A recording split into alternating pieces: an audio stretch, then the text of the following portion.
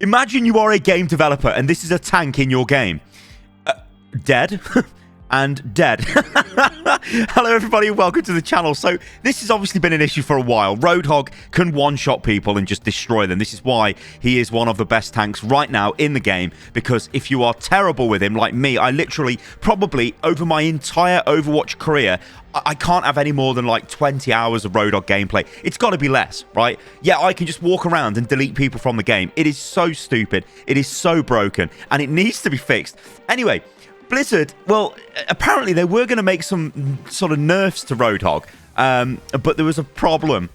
So Alec Dawson on Twitter, who's of course the lead hero designer, lead balance person, all of that stuff, he says that he mentioned this on a stream, but there were some tech issues with the planned Roadhog changes. These will now come out in mid to late January, which will be the mid-season patch for Season 2. So if that doesn't get delayed, it means if you are playing Roadhog right now and you are literally abusing the hero, kind of like I am. Actually, to be fair, I'm playing more Orisa because Orisa is actually broke. Orisa does so much damage now, it's crazy. Anyway, yeah, Hog is still ridiculous. But yeah, this is going to be the mid-season patch. You're going to get nerfed, so you'll be able to just carry on playing Hog, and he'll just carry on dominating the game. It's absolute insanity to me that it takes this long to make these fixes to the game. It's crazy.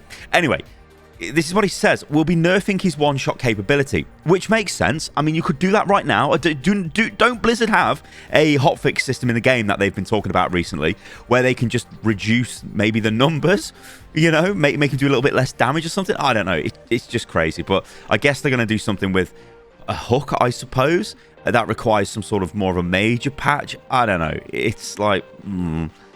Anyway, he then goes on to say, down the line, he'll get a soft rework that positions him better as a tank for 5v5. So this is really interesting because this is an admission, really, that he's broke in 5v5. But we're going to fix him, but we maybe don't have the plans at the moment to fix him set in stone. But when they are, later down the line, we'll kind of fix him. It's very weird, isn't it? It's such a strange situation this is for Roadhog. But then the question becomes, what are they going to do to Roadhog? How do you nerf this hero? Roadhog's got a couple of components to his kit which I think make him quite strong. Obviously, hook is the first place to start. You've got a tank that can hook people out of position. Now on paper that is okay, but when you couple that with the fact Hog can just kill you himself with essentially a one-shot combo. Now it's not technically a one-shot combo, it's a 3 ability combo because you have to hook the target, primary fire into them, and then quick melee them. That will kill most targets in the game. It won't obviously kill tanks, but it will kill most other enemy players in the game. And remember, this is on a tank. The question becomes, if Hog just is able to pull targets into the team with his hook, does that make him still as strong? Does he become useless? Look at Junker Queen. Junker Queen is kind of got like what I would say is the Overwatch 2 version of a hook, which, yes, it's annoying to play against, but it isn't instant death, and you do have some sort of way to play around it. Whereas Roadhog, you know, he just hooks you in and you're basically dead, right?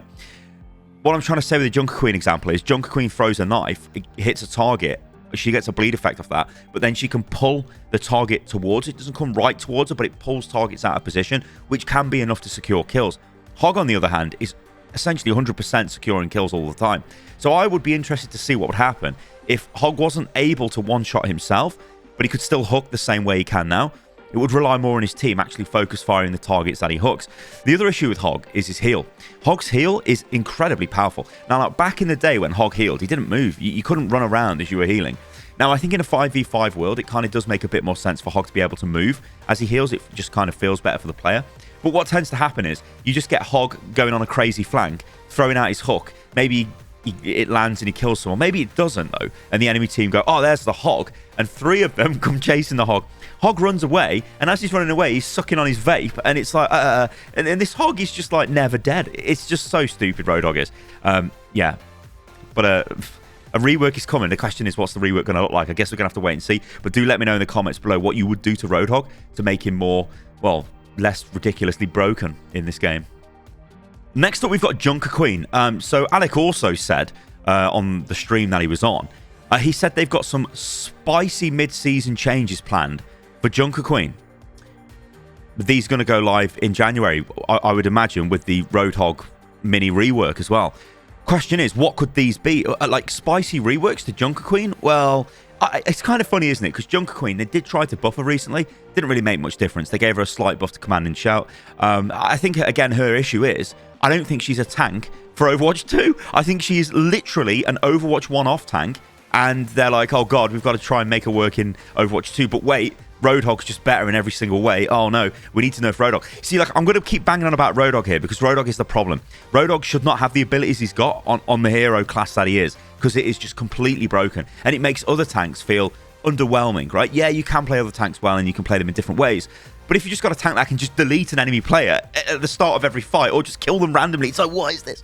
Whereas Junker Queen fits in the same sort of brawler playstyle, doesn't she, as Roadhog? But she's just nowhere near as good. So why would you use Junker Queen? So if you nerf Roadhog down, get rid of his one-shot capability, then you end up with Junker Queen maybe coming back into the game a little bit more. And this is what I'm trying to get at with the whole, like, sort of going in on Roadhog.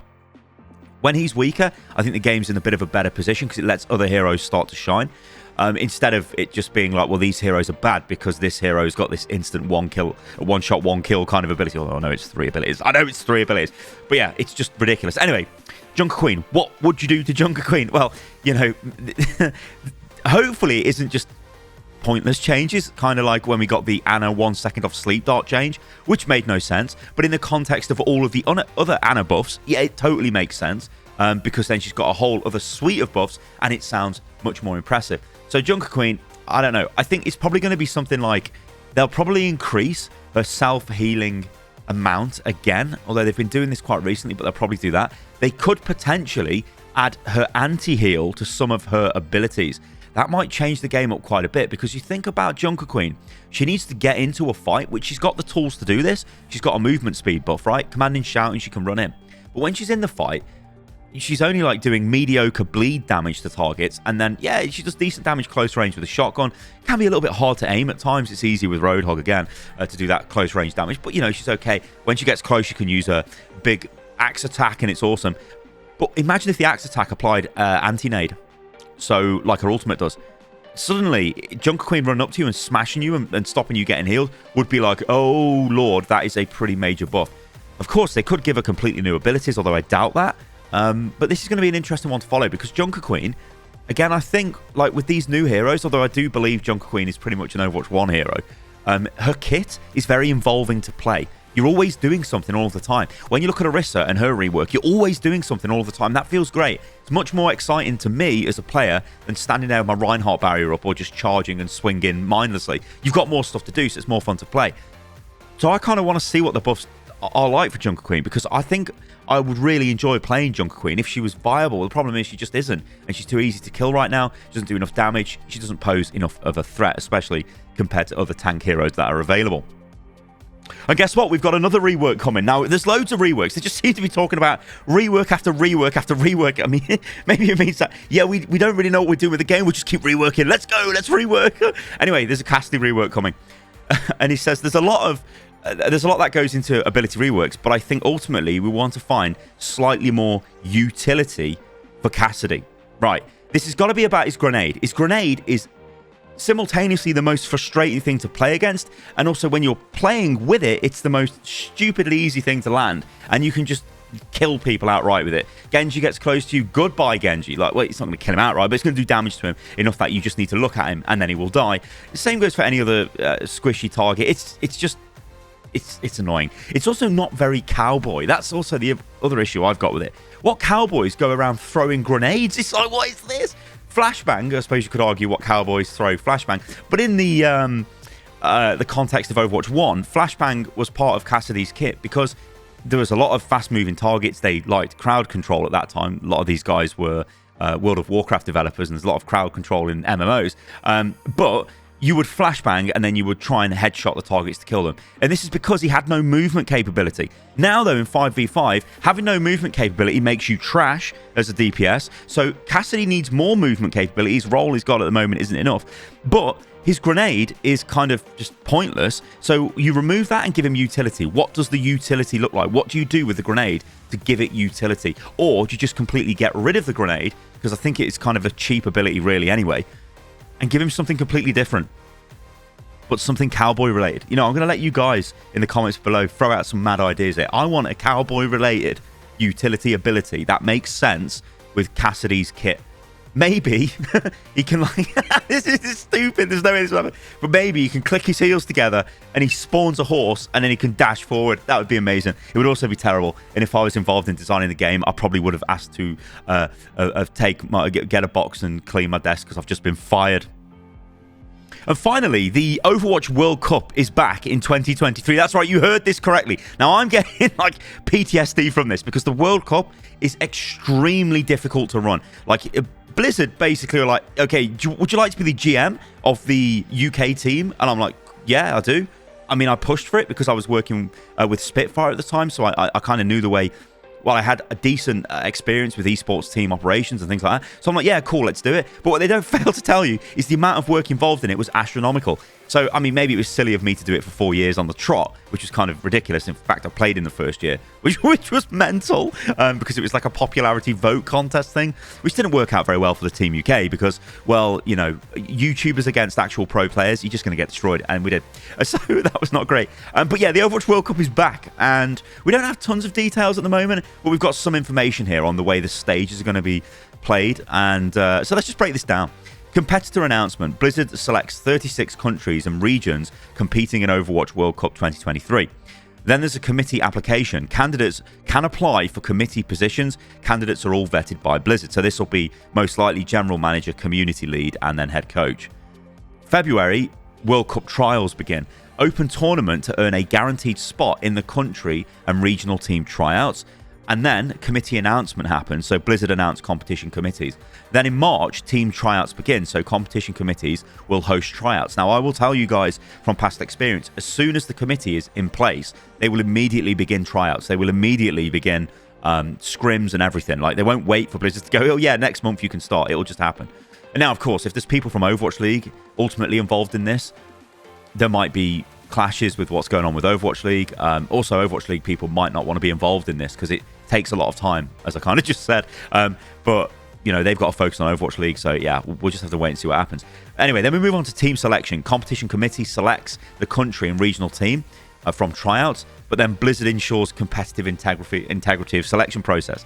Now, I'd assume that just straight up means they'll make sure you're picking players that are not bad or because they're your friend. Now, that's not going to happen because at the state we're at right now in Overwatch, I think every country can field an entire roster of GM players, most likely.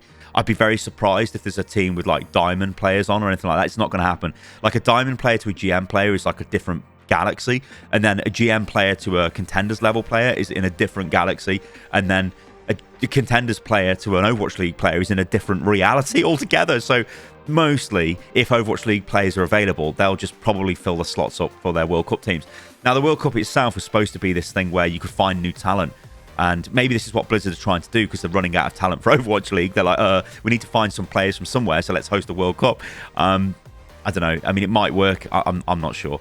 Anyway, let's move on to June. This is when the World Cup qualifiers will take place. So 36 country and regional teams compete in 6 regional qualifiers. The top 16 teams advance to the Overwatch World Cup group stage. Now, what is notable here is it's an online qualifier. It's not a LAN. Now, generally, the Overwatch World Cup stuff was done at a LAN. Now, these were times, I think, when there was more budget available. Like, I remember in 2017, went to Santa Monica with the UK team for our qualifier, and then obviously we went back later on in the year for the BlizzCon finals. I remember going to France the next year for qualifiers, for the European regional qualifiers. So, yeah, they used to have more money for this program. I guess they don't anymore. Which is like, you know, whatever. It's a shame. More LANs are generally better. And the World Cup LANs, like by far the best World Cup, well, the best Overwatch event I've been to was the French World Cup qualifier because the crowd was amazing. And I've been to like all of the Overwatch League finals that were held in stadiums.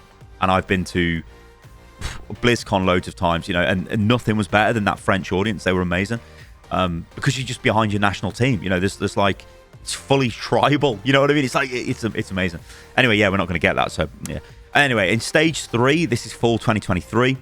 Group stage, top 16 countries and regional teams compete in a LAN round robin group stage. Top 8 teams advance to the finals, and then we'll work out who the world champion is. Now, I'd assume these are on the same dates. They might not be. There might be different dates, but this is probably BlizzCon because that's what they've done with World Cups in the past. It is the esports event that happens at BlizzCon. So that's probably what this is if they announce BlizzCon dates for the end of 2023. All right, guys, there you go. I'm going to leave this video at that. So quite a bit of information in this video, a bit of news to go over. Let me know what you think about all of this in the comments below. Yeah, I will catch you a lovely lot on the next one. See you soon.